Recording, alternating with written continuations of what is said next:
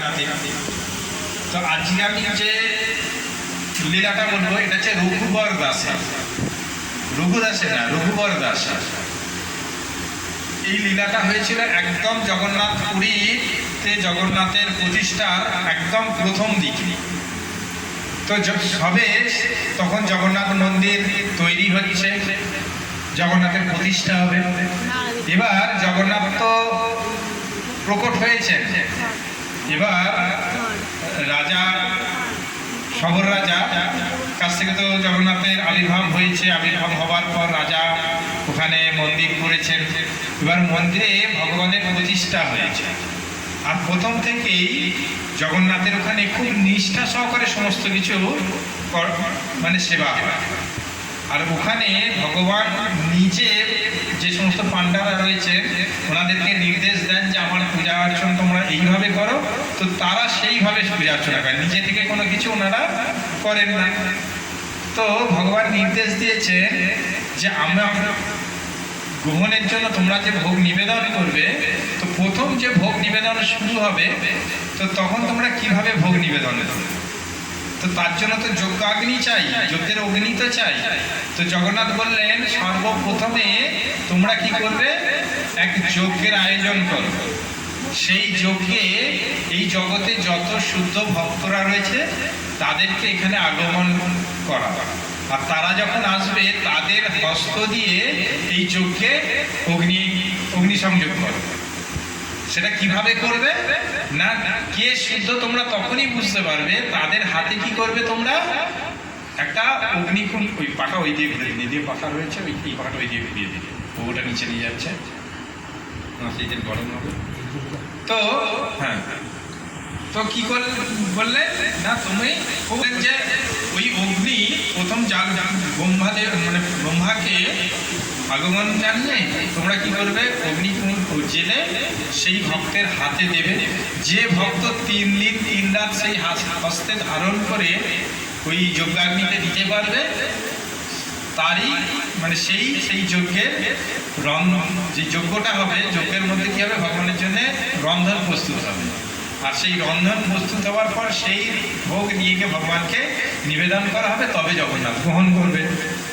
তো এইবার খোঁজ কোথায় সেই শুদ্ধ ভক্ত রয়েছে কেউ তো জানে না। যেমন শিল প্রভুপাদ শিক্ষা দিচ্ছেন যে আমরা প্রত্যেক মানে ছেলেদেরকে প্রভু বলবো এবং সকল মায়েদেরকে আমরা মাতাজি বলে সম্বোধন করবো। কারণ আমরা সবাইকে প্রভু বলবো, অর্থাৎ উনি আমার প্রভু, আমি ওনার দাস। কারণ আমরা জানি না কার মধ্যে কে রয়েছেন, ভগবান কিভাবে কার মধ্যে দিয়ে লীলা প্রকাশ করবেন। তাই আমরা যেন সেই লীলা প্রকাশ করবার সময় যেন কখনো কাউকে তাদের যোগ্য সম্মান ভুল করতে যাতে ভুলে না যাই, তার জন্য প্রভুপাদ এই শিক্ষা দিয়েছেন। ঠিক সেই রকম কি করলেন, সমস্ত ভক্তদেরকে আনয়ন করা হলো, সবাই আসছেন, অনেক বড় বড় মুনি ঋষিরা আসছেন, এসে কি করছেন, সেই অগ্নিকুণ্ড নিচ্ছেন। কেউ 1 ঘন্টা 2 ঘন্টা 3 ঘন্টা, 1 দিন 1.5 দিন কেউ রাখতে পারছেন না।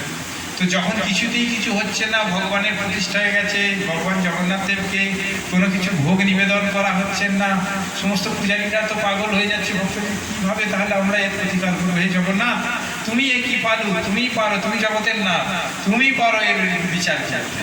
তো তখন রঘুদাসের বাড়ি ছিল কোথায়, উত্তরপ্রদেশে।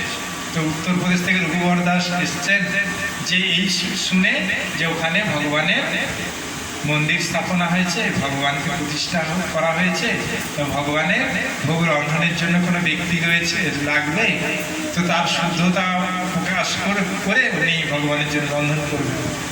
তো উনি ভগবানকে খুব ভালোবাসেন, ভগবানের প্রতি ওনার খুবই প্রেম, কিন্তু উনি নিজে কোনো প্রকৃত ভক্তের লক্ষণ হচ্ছে নিজেকে কোনোদিন মহান বলে উনি বিবেচনা করেন না। তো যত লোক ছিল সবাইকে দিয়েছেন, কেউ কিন্তু পারছেন না, একমাত্র বাকি ছিল রঘুদাস। উনি কিন্তু নিজে থেকে ওই জাননি। তো একজন ব্রাহ্মণের লক্ষ্য গেছে, আচ্ছা সবাই তো এসছেন, ওই ভক্ত এক কোণে দাঁড়িয়ে সদা সর্বদা দর্শন করে যাচ্ছেন, উনি কিছু বলছেন না। যখন ওনাকে প্রভু আপনি কৃপা করে চলুন একটু, আপনি দেখুন। যদি জগন্নাথ আপনার উপর কৃপা করেন, আপনার মাধ্যম দিয়ে গ্রহণ করেন। না না, আমার প্রভু নেই, আমি কিছুই পারি না, আমার মধ্যে সেই যোগ্যতা নেই, আমি যাব না। তো সবাই জোর করে ওনাকে ধরে নিয়ে এসেছেন। তো নিয়ে আসার পর ওনার হাতে গঙ্গা জল দিয়ে যখন অগ্নিদেবকে স্থাপন করেছেন, তখন একদিন গেল, এক রাত গেল, দুদিন গেল, 2 রাত গেল, 3 দিন গেল, 3 রাত যখন পার হয়ে ব্রহ্ম মুহূর্ত আগত, তখনও সেই অগ্নিকুণ্ড জ্বলছে হাতের মধ্যে দেখে সাথে সাথে ভক্তরা সেই যজ্ঞকুণ্ড তৈরি করেছেন, আর সেই যজ্ঞকুণ্ডের মধ্যে সেই অগ্নি স্থাপন করলেন। আর সেই অগ্নি স্থাপন করার পর সেই যজ্ঞকুণ্ড জ্বলতে শুরু করলো। আর সেই যজ্ঞকুণ্ডে সর্বপ্রথম জগন্নাথের জন্য ভোগ রন্ধন করা হলো। আর ভোগ রন্ধন করে প্রভু জগন্নাথকে নিবেদন করা হলো, করে সেই থেকে ভগবানের এই ভোগ নিবেদন শুরু হলো। এবার সেটা তো শুরু হলো, হবার পর কি আর কার কথা মনে রাখে, কেউ তো জানেও না যে উনি কোথা থেকে এসছেন না এসছেন। তো ওনার ভগবানের কৃপায় উনি কি বললেন, নিজেকে তখন ভাবছেন যে আমাকে প্রভু এতটা ভালোবাসেন, আমি তো প্রভুকে কিছুই করতে পারি না।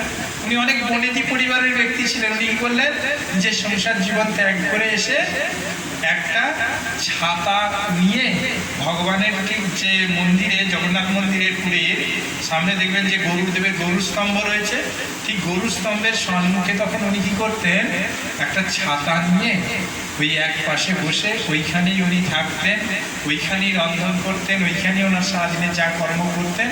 আর ভগবানের কৃপায় ওনার সমস্ত কিছু ওইখানেই যুক্ত। আর উনি সেইখান থেকেই ভগবানের সেবা পূজা করতেন। আর একটা পর্ণ কুঠির বানিয়ে, পাতার কুঠির বানিয়ে প্রথমে ছাতা নিয়ে বসতেন, তারপর সেখানে একটা পাতা দিয়ে ঘর করে ওইখানে থাকতেন রঘুবর দাস। তো এইভাবে চলছে। তো চলতে চলতে ভগবানের ভক্তরা অনেক বড় বড় সাজ করেন।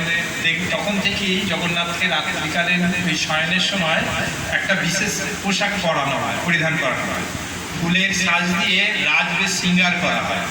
মাথার মধ্যে দেখবেন একটা এরকম জলের ড্রপের মতন একটা দ্রব্য দেওয়া হয়, মানে সাজ দেওয়া হয়, ওর নামটাই ভুলে যাচ্ছে এই মুহূর্তে।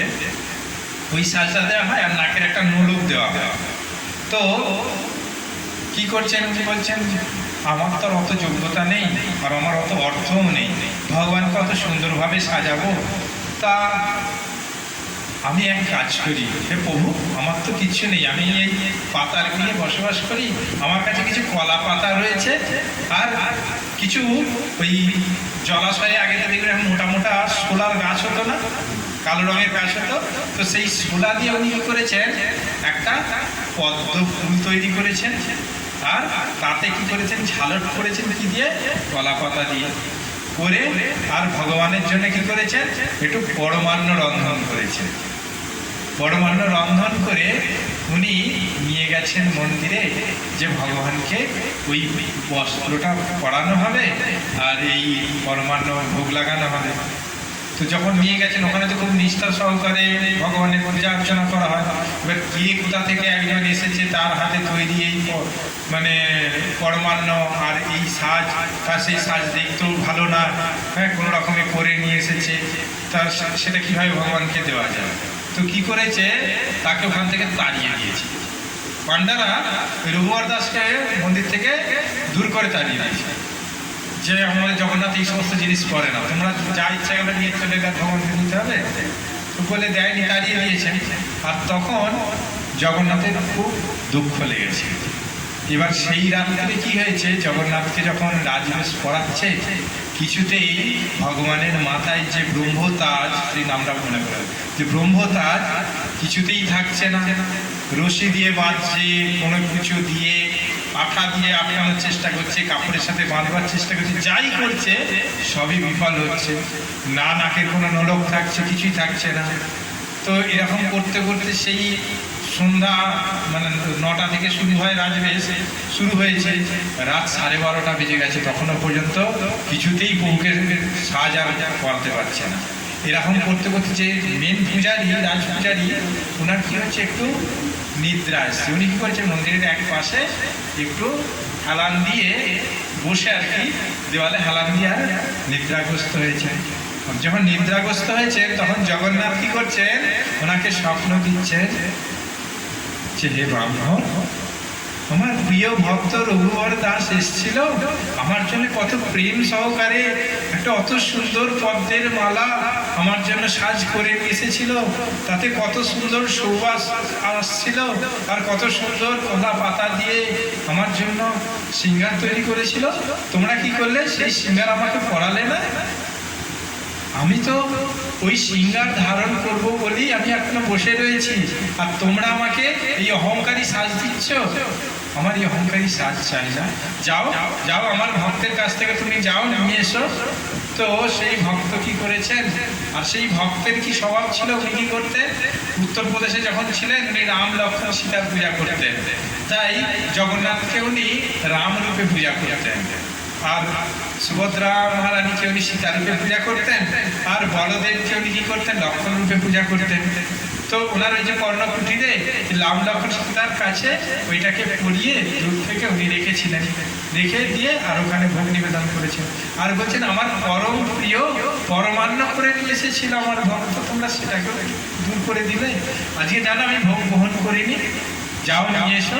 তো তখন সেই পান্ডারা ছুটেছে সেই পূজারি, ওই ব্রাহ্মণ কোথায় রয়েছে। আর ভগবান যখন কোনো কাউকে আদেশ করেন, তাকে কি আর খোঁজার কোনো প্রয়োজন আছে? ভগবান নিজেই তাকে রাস্তা নিয়ে যাচ্ছে, গিয়ে দেখছে সেই পর্ণকুটিরে রঘুবর উনি যে থার্মোকল দিয়ে যে উনি ভগবানের মানে শোলা দিয়ে যে ভগবানের পদ্ম ফুলের মালা করেছিলেন, সাজ করেছিলেন, সেই সাজ বৃহৎ আকার ধারণ করে সে মানে অপরূপ সৌন্দর্যে পরিণত হয়েছে। আর যে কলা পাতা দিয়ে উনি শৃঙ্গার করেছিলেন সেই পদ্ম ফুলটাকে, সেটা আরো সুন্দরভাবে ফুটে উঠেছে। আর ওইটাকে নিয়ে এসে যখন জগন্নাথের গলায় ধারণ করছেন, জগন্নাথ আনন্দে মানে নিজে কি করবেন খুঁজে পাচ্ছেন না। আর কি বললেন পূজারি, কি বললেন? সেই যে পরমান্ন নিয়ে এসে জগন্নাথকে নিবেদন করলেন। আর জগন্নাথ ভক্তের প্রেমাশ্রু মিশ্রিত যে পরমান্ন এবং সাজ গ্রহণ করে নিজেকে সব থেকে এই যে জগতের যে নাথ, তিনি নিজেকে প্রকৃত নাথ হিসাবে নিজেকে গ্রহণ করলেন। আর সেই থেকে কি হলো, জগন্নাথ পুরীতে দেখবেন প্রত্যেক মাসে আমাদের দুটো করে অমাবস্যা থাকে, তাই তো? এই যে দুটো করে অমাবস্যা থাকে, সেই অমাবস্যা যদি সেই কোনো মাসে একটা অমাবস্যা বুধবার এবং শনিবার পরে, তাহলে সেই যে অমাবস্যায় বুধবার পড়বে এবং শনিবার পড়বে এবং একই মাসে দুটো অমাবস্যাই থাকবে, সেই বুধবার এবং শুক্রবার এই শনিবার বুধবার আর শনিবার প্রভু জগন্নাথ দেবকে ওই এখনো পর্যন্ত সেই রঘুবর দাসের যে সাজ সোলার পদ্ম ফুল এবং ওই কলা পাতার শৃঙ্গার করা হয়। আর ওই দিন এই রঘুবর দাস ঠিক যেভাবে পরমান্ন রন্ধন করেছিলেন, এখনো পর্যন্ত সেই পরমান্ন সেই শৃঙ্গার করে ভোগ নিবেদন করা হয়। এখনো পর্যন্ত সেই পরম্পরা জগন্নাথ পুরীতে চলে আসছে। তা আপনারা যদি কোনোদিন আপনাদের সৌভাগ্য হয় যে সেই একই মাসে দুটো অমাবস্যা রয়েছে এবং একটা অমাবস্যা বুধবার এবং শনিবারের মধ্যে রয়েছে, দেখেছেন, যাবেন ঠিক রাত্রে যখন শয়ন আরতি হবে, দেখবেন সেই রঘুবর দাসের যে শৃঙ্গার, সেই রাজবেশ শৃঙ্গার এখনো জগন্নাথকে করা হয়। আর জগন্নাথ অপেক্ষায় বসে থাকেন কখন আমার সেই রঘুবরের দেওয়া শৃঙ্গার আমাকে করবে, আর আমি প্রকৃত নিজেকে রাজা বলে মনে করব এবং আমি সেই রাজ সিংহাসনে বসে আমার ভক্তের দেওয়া সেই প্রেমাশ্রু মিশ্রিত যে পরমান্ন আমি মহান অনুভব গ্রহণ করব। জয় জয় জগন্নাথ স্বামী কি জয়, জয় বলদেব কি জয়, জয় সুভদ্রা মহারানী কি জয়, জয় সুদর্শন মহারাজ কি জয়, জগন্নাথ।